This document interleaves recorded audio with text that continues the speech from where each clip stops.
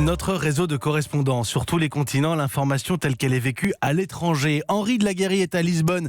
Bonjour Henri. Bonjour Mathieu. C'est de la jeune écologiste Greta Thunberg dont on parle au Portugal. Oui, le visage de l'activiste suédoise sur le quai du port de Lisbonne s'affiche à la une de tous les journaux ce matin. Après avoir expliqué à son arrivée que la jeunesse avait des raisons d'être en colère, elle a donné une courte interview en exclusivité à RTP, la télé portugaise. « Je ne suis pas une icône ni une source d'inspiration », a-t-elle expliqué avant d'admettre qu'elle était très écoutée. Elle a donc une responsabilité. Interrogée sur son futur, elle a expliqué qu'elle voulait travailler dans un secteur lié à l'environnement.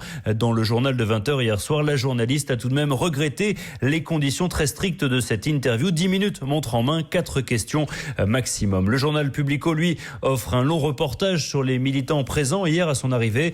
Tous ont dénoncé le projet d'un nouvel aéroport à Lisbonne.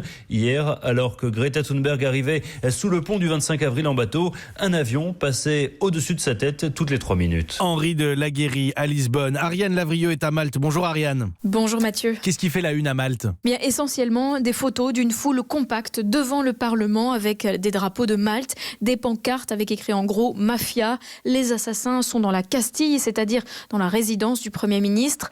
Le quotidien L'Indépendant de Malte titre entre guillemets « Nous continuerons de venir jusqu'à ce que le Premier ministre démissionne » parce que Joseph Muscat, c'est son nom, a promis de partir, mais seulement dans un mois.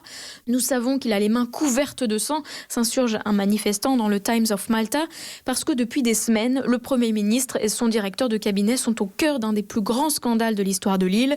Le meurtre de la journaliste anticorruption Daphne Caruana, c'était en 2017.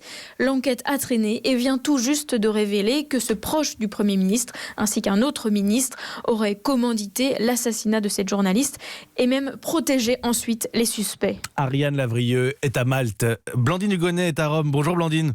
Bonjour Mathieu. Qu'est-ce qui fait la une en Italie ? Eh bien, ce sont les mauvaises notes des Italiens à l'école.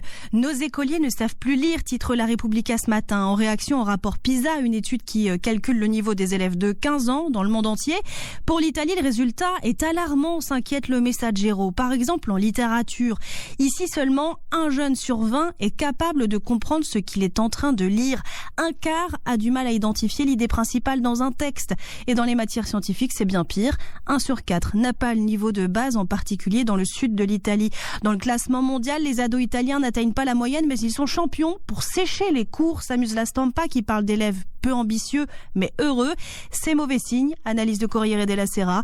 Le système éducatif italien n'est pas assez exigeant. Il faut remettre l'école au cœur du débat politique. C'est l'avenir de l'Italie qui est en jeu. Blandine Hugonnet, pour l'Italie, nous étions à Malte, nous étions à Lisbonne, au Portugal. C'est la revue de presse internationale et c'est tous les matins à 7h10 sur Europe 1.